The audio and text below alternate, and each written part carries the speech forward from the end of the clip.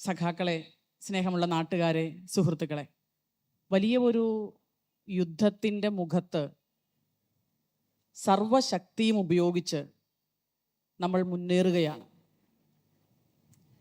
ഈ മുന്നേറ്റം ജയത്തിലേ അവസാനിക്കൂ എന്നുള്ള ഉറച്ച വിശ്വാസത്തോടു കൂടി നമ്മളെല്ലാവരും കൈകോർത്ത് പിടിച്ചുകൊണ്ട് ശക്തമായ ആശയങ്ങൾ മനസ്സിൽ നിന്ന് മനസ്സിലേക്ക് പ്രചരിപ്പിച്ചുകൊണ്ട് കേരളത്തിൻ്റെ ശബ്ദം, ഇന്ത്യയുടെ ശബ്ദം, അതോടൊപ്പം ആ ശബ്ദത്തിലൂടെ കേരളവും ഇന്ത്യയും വിജയിക്കും എന്നുള്ള ആത്മവിശ്വാസത്തോടു കൂടിയാണ് നാം മുന്നേറുന്നത്. മനുഷ്യരുടെ മതം വ്യത്യസ്തമാണ്, ഭാഷ വ്യത്യസ്തമാണ്, വേഷം വ്യത്യസ്തമാണ്, സംസ്കാരം വ്യത്യസ്തമാണ്.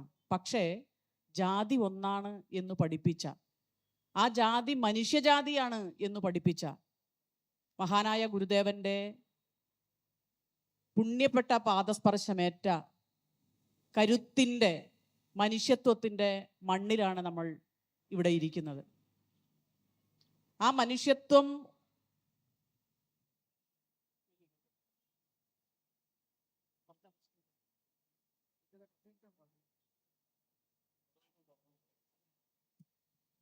മനുഷ്യത്വം ഉയർത്തിപ്പിടിച്ചുകൊണ്ടാണ്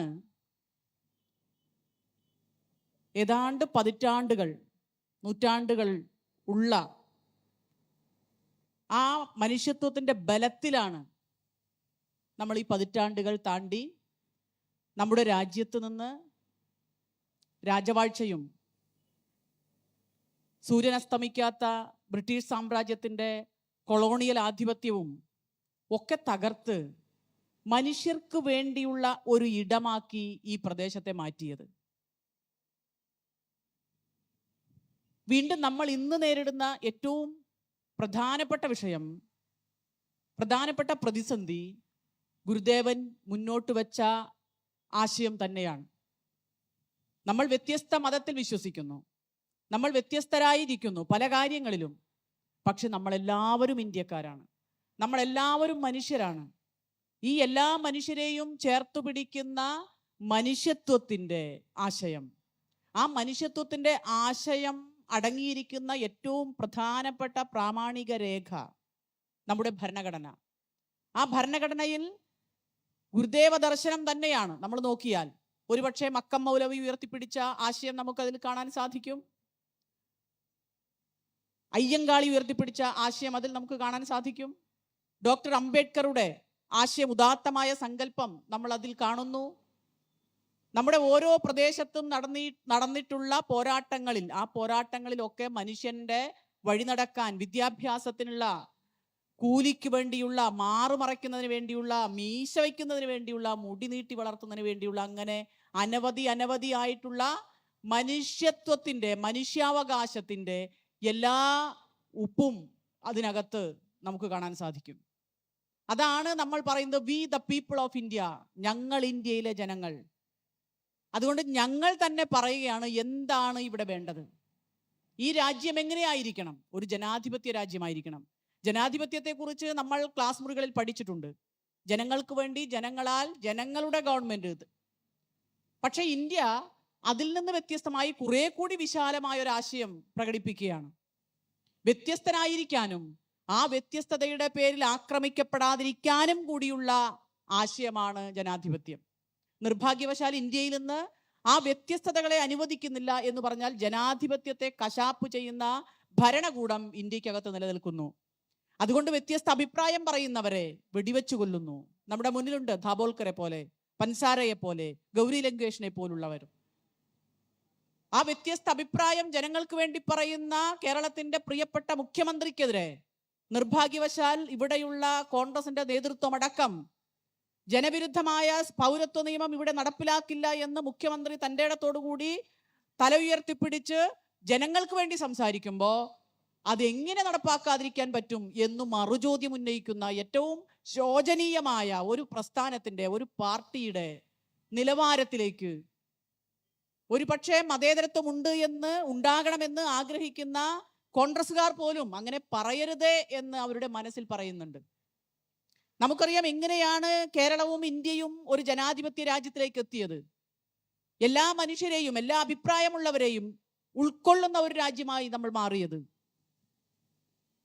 എല്ലാ മനുഷ്യർക്കും നീതി കൊടുക്കണം, എല്ലാ മനുഷ്യർക്കും സ്വാതന്ത്ര്യം വേണം, എല്ലാവരെയും സാഹോദര്യത്തോടു കൂടി കാണണം എന്നുള്ള ഉദാത്തമായ ആശയത്തിലേക്ക് നമ്മൾ എങ്ങനെയാണ് എത്തിയത്? അങ്ങനെ ആയിരുന്നില്ലല്ലോ നൂറ്റാണ്ടുകൾക്ക് മുൻപ്. അങ്ങനെ ഉണ്ടായിരുന്ന ഒരു സമൂഹത്തിൽ നിന്ന് ജാതിയുടെ, മതത്തിന്റെ, പ്രത്യേകിച്ച് വർണ്ണവ്യവസ്ഥയിൽ അധിഷ്ഠിതമായ ഒരു മൃഗീയമായ എന്ന് പറഞ്ഞാൽ ഒരു പക്ഷേ ഇന്ന് മൃഗങ്ങൾ പോലും വിഷമിക്കും. കാരണം എനിക്ക് തോന്നുന്നു നമ്മളെല്ലാവരും ആടുജീവിതം കണ്ടിട്ടുണ്ടാവും. ആടുജീവിതത്തിൽ മനുഷ്യരെക്കാൾ സ്നേഹത്തോടുകൂടി നജീബിനോട് പെരുമാറുന്നത് ഒട്ടകങ്ങളും ചെമ്മരിയാടുകളുമാണ്. അപ്പൊ മൃഗീയം എന്ന് ഇന്ന് ആ പദം പ്രയോഗിക്കാമോ എന്ന് തരത്തിൽ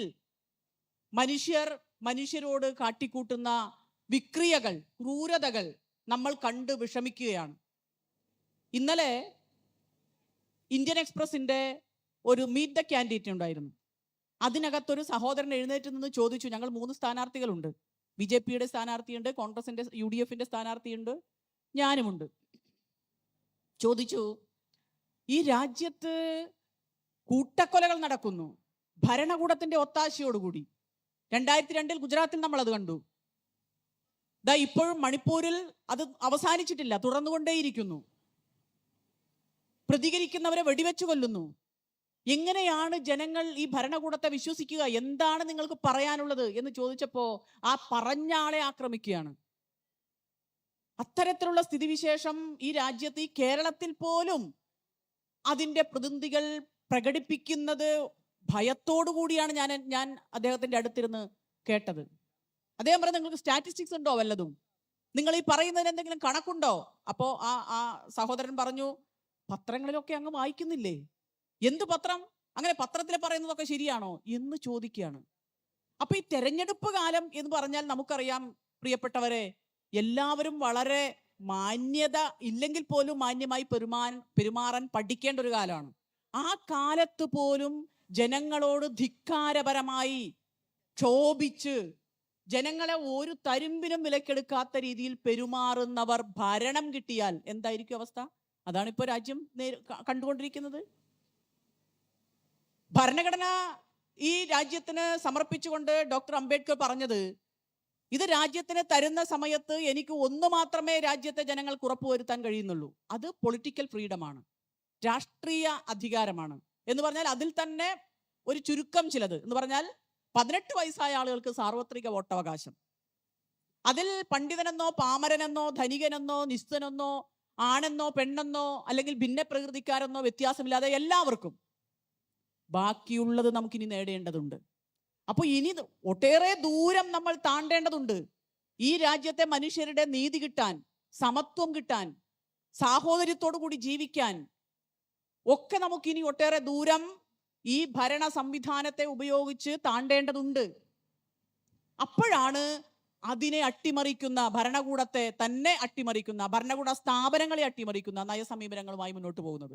ഇവിടെ കേരളത്തിൽ അത്യുഷ്ണത്തിൽ നിന്ന്, സൂര്യന്റെ മാരകമായ അൾട്രാവയലറ്റ് രശ്മിയിൽ നിന്ന് ഒരു ഓസോൺ പാളി കണക്കെ സംരക്ഷിച്ച് ജനങ്ങളുടെ താല്പര്യങ്ങൾ സംരക്ഷിച്ചു കൊണ്ടുപോകുന്ന ഗവൺമെന്റ്, ഈ ഗവൺമെന്റിന് ഇനിയും 2.5 വർഷക്കാലം താണ്ടേണ്ടതുണ്ട് ഈ ക്ഷേമ പ്രവർത്തനങ്ങളുമായി, വികസന പ്രവർത്തനങ്ങളുമായി മുന്നോട്ട്. അങ്ങനെ പോകുമ്പോൾ കേരളത്തിന്റെയും കേന്ദ്ര ഗവൺമെന്റിന്റെയും ഇടയിൽ നിന്നുകൊണ്ട് ആർക്ക് വേണ്ടി ശബ്ദിക്കണം? ഇവിടെ നിന്ന് ജയിച്ചു പോകുന്നവർ, ബഹുമാനപ്പെട്ട മുഖ്യമന്ത്രി ഇവിടെ സൂചിപ്പിച്ചല്ലോ, നമുക്കെല്ലാം അറിയാമല്ലോ, ഇവരാർക്ക് വേണ്ടിയാണ് കഴിഞ്ഞ 5 വർഷക്കാലം ശബ്ദിച്ചത്?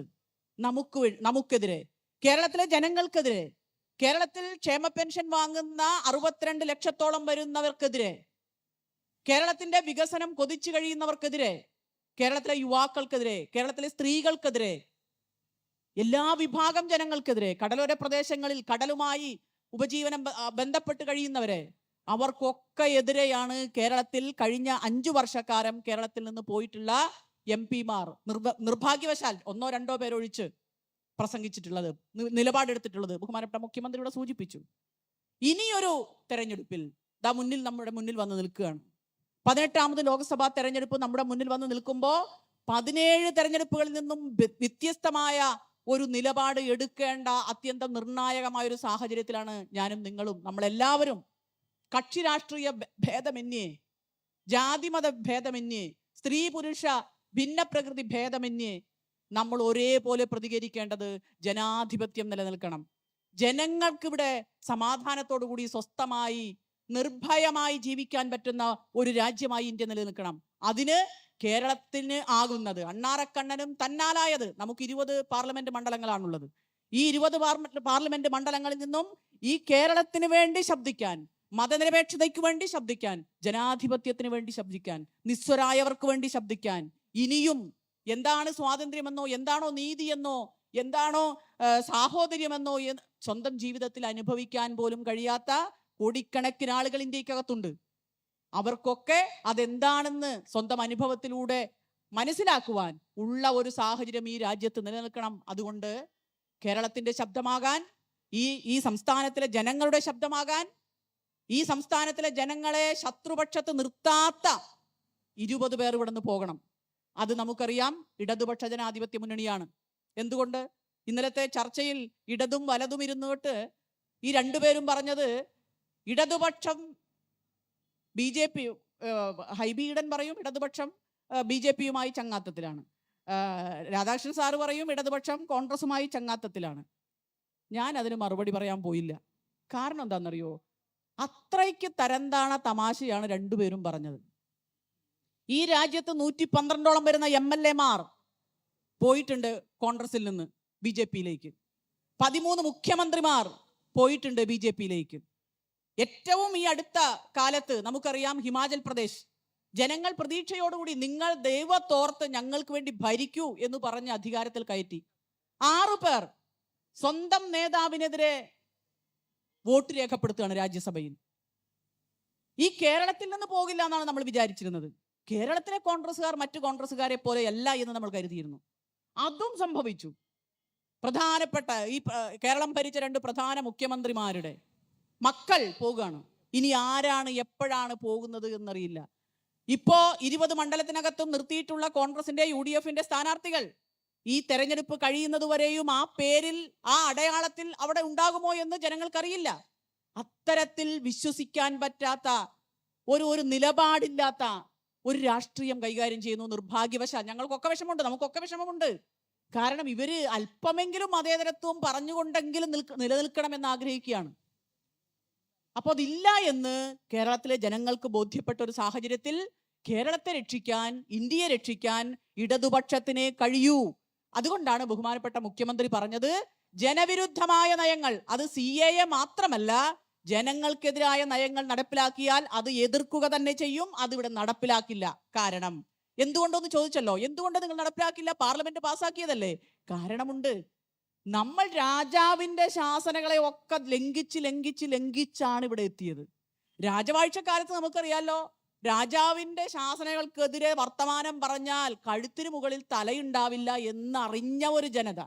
ആ ജനതയാണ് തല പോകണമെങ്കിൽ പോകട്ടെ, വരുന്ന തലമുറയ്ക്ക് വേണ്ടി ഞാൻ ശബ്ദിക്കുമെന്ന് പറഞ്ഞുകൊണ്ട് രാജവാഴ്ച, രാജശാസനകൾ ലംഘിച്ചാണ് ജനാധിപത്യത്തിലേക്ക് നമ്മൾ വന്നത്. ജനാധിപത്യത്തിന്റെ പ്രത്യേകത എന്താ? നിയമം നിർമ്മിക്കാൻ അവകാശം നിയമസഭയ്ക്കും പാർലമെന്റിനും ഒക്കെയാണ്, ശരി, സമ്മതിച്ചു. പക്ഷെ ഈ അവകാശം കൊടുത്തത്, ഈ നിയമസഭ ഉണ്ടാക്കിയത്, ഈ പാർലമെന്റ് ഉണ്ടാക്കിയത്, ഈ പാർലമെന്റ് മെമ്പർമാരെ ഉണ്ടാക്കിയത്, പ്രധാനമന്ത്രിമാരെ ഉണ്ടാക്കിയത് ആരാ? ജനങ്ങൾ. അപ്പൊ സുപ്രീം ആരാ? ജനങ്ങളാണ്. Supreme, the people is the supreme. അതുകൊണ്ട് ജനങ്ങൾക്കെതിരെ വന്നാൽ ജനങ്ങൾ പ്രതികരിക്കുക തന്നെ ചെയ്യും. ജനങ്ങൾക്ക് താഴെയാണ് ബാക്കിയെല്ലാം. ഭരണഘടന ജനങ്ങൾ ഉണ്ടാക്കിയതാണ്, ഭരണഘടനാ സ്ഥാപനങ്ങൾ ജനങ്ങൾ ഉണ്ടാക്കിയതാണ്, നമ്മളിവിടെ തടിച്ചൊരുമിച്ച് കൂടി ഇരിക്കാനുള്ള ഒരു സാഹചര്യം ജനങ്ങൾ ഉണ്ടാക്കിയതാണ്. ഈ സാഹചര്യത്തെ ഇല്ലായ്മ ചെയ്യാൻ ആര് വന്നാലും അത് ആര് സഹിച്ചാലും കേരളം സഹിക്കില്ല. ഇടതുപക്ഷ ജനാധിപത്യ മുന്നണി ജീവശ്വാസം, അവസാന ജീവശ്വാസം വരെ അതിനെതിരെ പടപൊരുതുക തന്നെ ചെയ്യും എന്ന് നമ്മുടെ എല്ലാവരോടും പറഞ്ഞു പഠിപ്പിക്കാൻ, നമ്മുടെ ആശയം കൈമാറാൻ ഉള്ള ഒരു അവസരം കൂടിയായി ഇത് എടുക്കണം എന്ന് മാത്രം സൂചിപ്പിച്ചുകൊണ്ട്, പ്രിയപ്പെട്ട സഖാക്കളെ, ഇവിടെ ഞാൻ വന്നപ്പോൾ പലരും പറഞ്ഞു ടീച്ചർ അവിടെ വന്നിട്ടില്ല, ഇവിടെ വന്നിട്ടില്ല, അവിടെയൊക്കെ വരണോട്ടോ. തീർച്ചയായും വരണം എന്നുണ്ട്. അതിനാണല്ലോ നിങ്ങൾ എന്നെ നിർത്തിയിട്ടുള്ളത്, എനിക്കറിയാം. പക്ഷേ 7 MLA-മാരുടെ മണ്ഡലങ്ങൾ ഉള്ള പ്രദേശം, ഇവിടെയൊക്കെ ഒരു 36 ദിവസമായി രാവിലെ ഒരു 6 മണി മുതൽ വൈകിട്ട് 10 മണി വരെ ഓട്ടത്തിലാണ് നമുക്ക് വേണ്ടി. നിങ്ങളും ഓട്ടത്തിലാണ്, നമ്മൾ എല്ലാവരും ഓടുകയാണ്. പിന്നെ അപ്പൊ എന്താ ഒരു പ്രതിവിധി, എന്താ പരിഹാരം, എന്താ?